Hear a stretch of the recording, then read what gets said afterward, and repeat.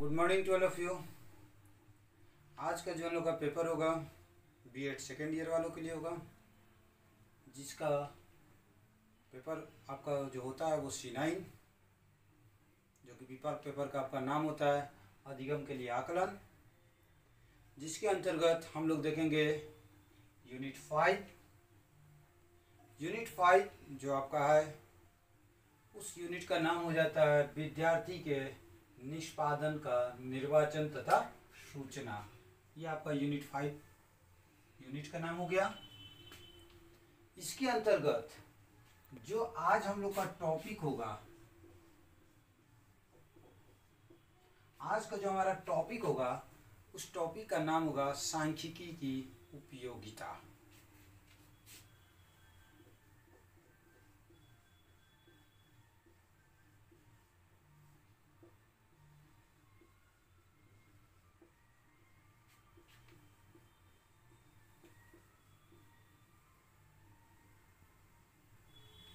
जो आज का टॉपिक है सांख्यिकी की उपयोगिता, जो कि हमारा लेक्चर संख्या आज 4 हो जाएगा। सो माय डियर स्टूडेंट, इससे पहले हम लोगों ने देखा था सांख्यिकी के अर्थ के बारे में देखा था, परिभाषा के बारे में देखा था, सांख्यिकी के कुछ कार्य के बारे में मैंने आपको पूर्ण रूप से बताया था। आज मैं आपको बताऊंगी कि सांख्यिकी का क्या क्या उपयोगिता है। तो चलिए हम लोग चालू करते हैं, देखते हैं सांख्यिकी की उपयोगिता के बारे में। तो पहला अगर उपयोगिता की बात करते हैं तो सांख्यिकी की मुख्यतः देखते हैं हम लोग 8 उपयोगिता होती है, जिसके अंतर्गत फर्स्ट आपका आता है प्रतिदर्श चयन में सांख्यिकी की उपयोगिता, पहला हो जाता है। दूसरा हो जाता है अनुसंधान परिकल्पनाएं बनाने और अनुसंधान परिकल्पनाओं के परीक्षण में उपयोगिता। थर्ड की अगर बात करते हैं तीसरे नंबर पर आती है, तो सांख्यिकी की उपयोगिता के तीसरा देखते हैं आंकड़ों के सहसंबंध के वर्णन में उपयोगिता। 4 में देता है प्रतिगमन और भविष्य कथन में उपयोगिता। उसके बाद देखता है कार्यकारण संबंध में उपयोगिता। नेक्स्ट आपका आता है भविष्यवाणी करने में उपयोगिता। नेक्स्ट आता है स्मानीकरण में उपयोगिता। और अंत में जो 8वां इसकी आती है उपयोगिता, मापन और मनोवैज्ञानिक परीक्षण में उपयोगिता। तो अब हम लोग ये देखें, ये सांख्यिकी की 8 उपयोगिता है। अब हम लोग चलते हैं ये देखने की प्रतिदर्श चयन में सांख्यिकी की क्या उपयोगिता है। तो चलिए मैं आपको बता रहा हूं प्रतिदर्श में सांख्यिकी की उपयोगिता के बारे में। तो प्रतिदर्श चयन में सांख्यिकी की उपयोगिता के बारे में मैं आपको बता रहा हूं, चलिए देखते हैं। कहता है जब कोई अधिगम करता अपनी अनुसंधान समस्या का अध्ययन ऐसी जनसंख्या पर करना चाहता है, यानी कि जब कोई भी अनुसंधान करता जो होता है, अधिगम करता जो होता है, अपनी समस्या का समाधान ऐसी जनसंख्या पर करना चाहता है, यहाँ पर कहता है ऐसी जनसंख्या पर करना चाहता है जो संख्या में बहुत बड़ी है, बहुत बड़ी हो या बहुत बड़ी है, तो ऐसी अवस्था में वह संपूर्ण जनसंख्या का अध्ययन न करके संपूर्ण जनसंख्या में से कुछ अध्ययन इकाई चुन लेता है। कौन? अनुसंधान करता, या जो कहता है या सॉरी अधिगम करता, वो चुन लेता है। अतः चुनी गई अध्ययन इकाई प्रतिदर्श कहलाती है। तो यानी कि अगर इसको अगर हम शॉर्ट वे में अगर समझते हैं, तो जो एक अधिगम करता है ना, जब वो किसी प्रकार का अनुसंधान कर रहा है, तो एक ऐसी जनसंख्या को चुनता है जो कि चुनने का प्रयत्न करता है जिसमें बहुत सारे लोगों की संख्या हो। लेकिन वो तो चुनने का चुन लेता है, लेकिन वो क्या करता है, सारे व्यक्तिगत रिकॉर्ड एक जगह एकत्रित नहीं कर सकता है, तो वो तो नहीं कर पाता है। तो उस स्थिति में वो क्या करता है, संपूर्ण जनसंख्या में से कुछ ही अध्ययन इकाई को चुन लेता है, और यही चुनी गई इकाई अध्ययन क्या कहलाती है, उसकी प्रतिदर्श कहलाती है। ये था प्रतिदर्श चयन में सांख्यिकी की पहली उपयोगिता। अगर दूसरी की हम लोग बात करते हैं तो यहाँ कहता है दूसरा में अनुसंधान परिकल्पनाएं बनाने और अनुसंधान परिकल्पनाओं के परीक्षण में। दूसरी उपयोगिता है, यानी दूसरी उपयोगिता कह रहा है अनुसंधान परिकल्पनाएं बनाने और अनुसंधान परिकल्पनाओं के परीक्षण में। ये दूसरा इसकी कार्य है, किसकी सॉरी उपयोगिता है, किसकी, सांख्यिकी की।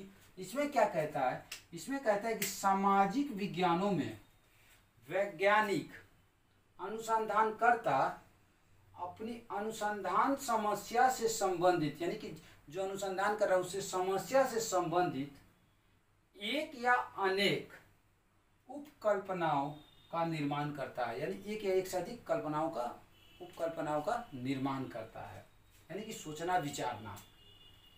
इन उपकल्पनाओं कहता है कि इन उपकल्पनाओं के परीक्षण या जांच में सांख्यिकीय विधि उपयोगी होती है, यानी कि जो वो सोचता विचारता है वो क्या होता है, वो विधि बहुत ही उपयोगी होती है। जैसे टी परीक्षण, क्रिटिकल इत्यादि, इस टाइप की जो परीक्षण की बात कर रहे हैं इत्यादि सांख्यिकीय विधियों के आधार पर, यानी सांख्यिकी विधि के आधार पर अनुसंधान परिकल्पनाओं की जांच परीक्षा किया जाता है। यानी कि कहता है किसके आधार पर, सांख्यिकीय विधि के आधार पर।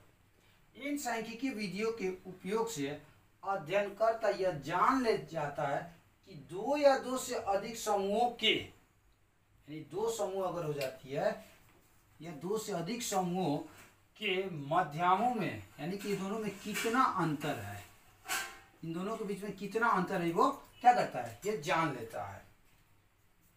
किसके अंतर्गत, अनुसंधान परिकल्पना बनाने और अनुसंधान परिकल्पनाओं के परीक्षण में।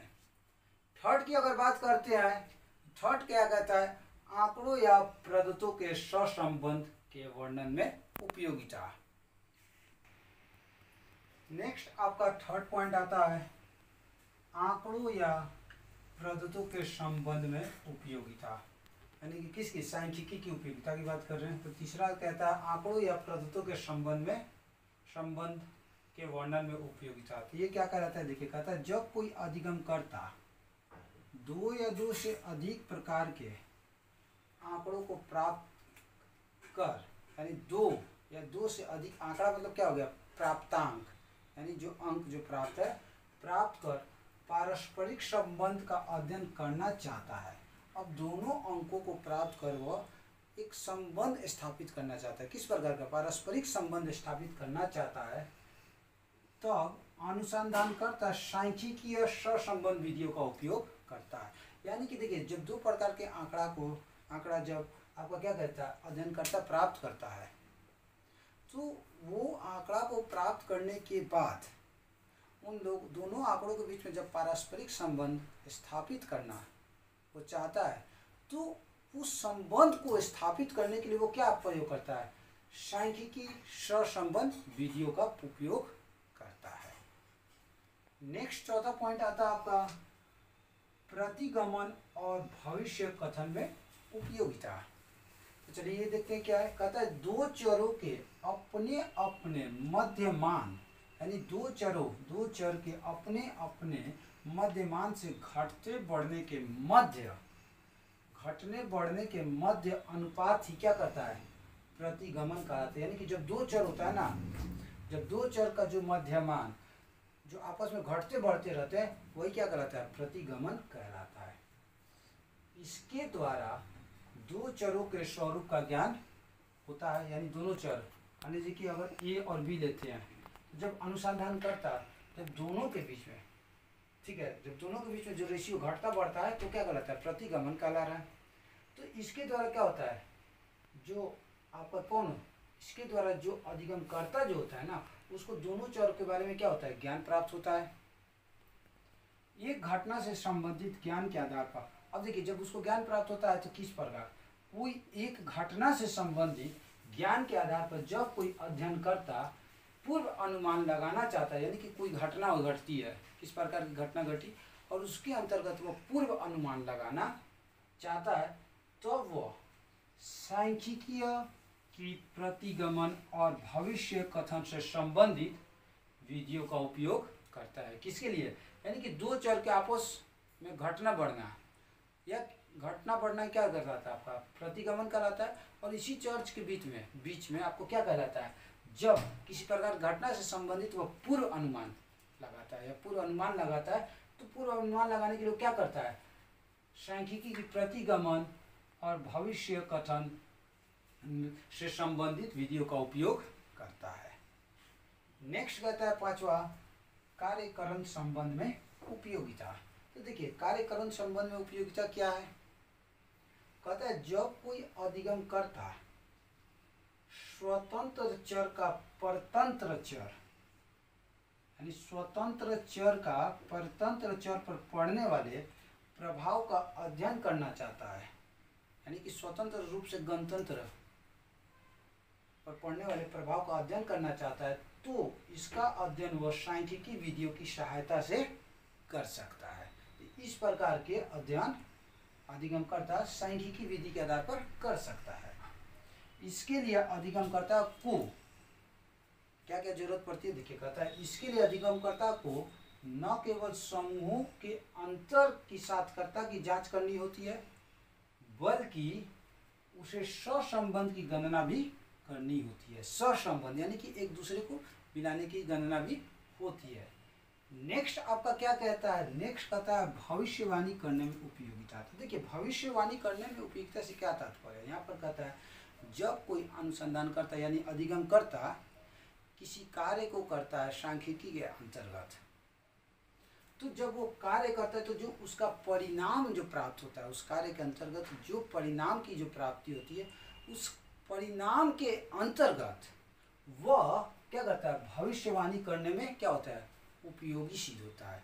यानी कि जैसे कि आज किसी प्रकार के कार्य कर रहा है अधिगमकर्ता, यहाँ अधिगमकर्ता से क्या तात्पर्य? सीखने वाला। तो मान लीजिए कोई आज कोई कार्य कर रहा है और उसका जो आंकड़ा प्राप्त होता है कार्य के प्रति, तो जब कार्य के प्रति उसको जब आंकड़ा की प्राप्ति होती है, तो उसी के अनुमान पर वो क्या करता है? भविष्यवाणी करने में सक्षम होता है, जो कि आपका कहलाती है किसके द्वारा संभव है? यह सांख्यिकी विधि के द्वारा ही संबंध है। तो भविष्यवाणी करने में उपयोगिता से संबंध है आने वाले समय के बारे में जानकारी प्राप्त करना है। नेक्स्ट आपका 7 नंबर आता है।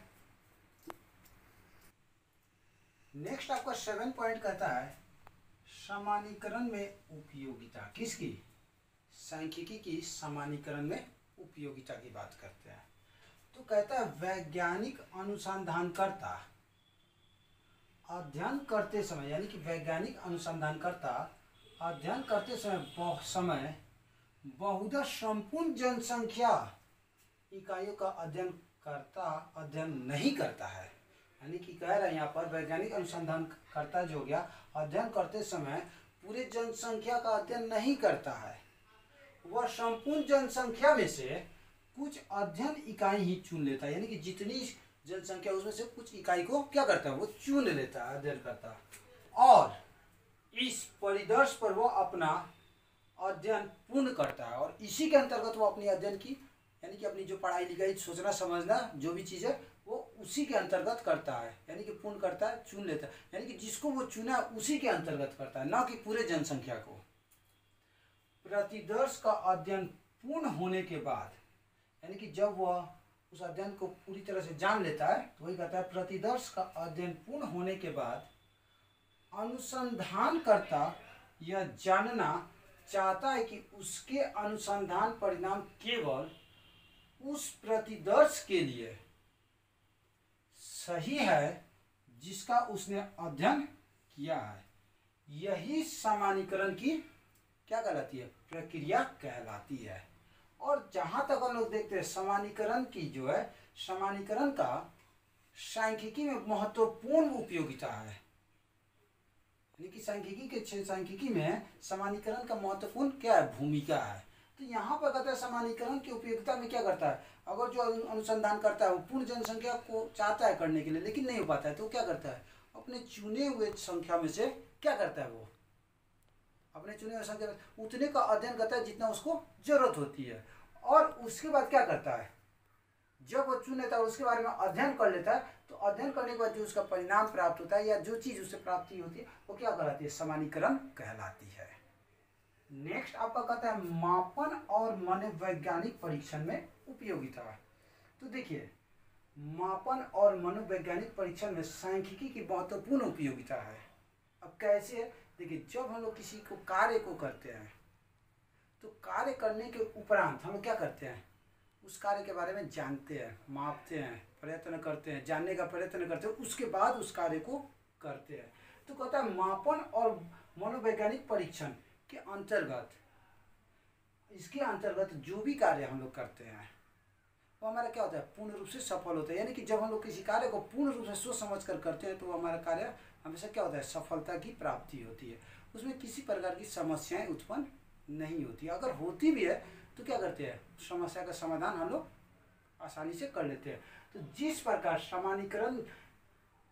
सामान्यीकरण में सांख्यिकी की महत्वपूर्ण उपयोगिता है, ठीक उसी प्रकार मापन और मनोवैज्ञानिक परीक्षण में भी क्या है, सांख्यिकी की महत्वपूर्ण उपयोगिता है। सो माय डियर स्टूडेंट, आज हम लोगों ने देखा सांख्यिकी की उपयोगिता के बारे में। So thank you, have a nice day.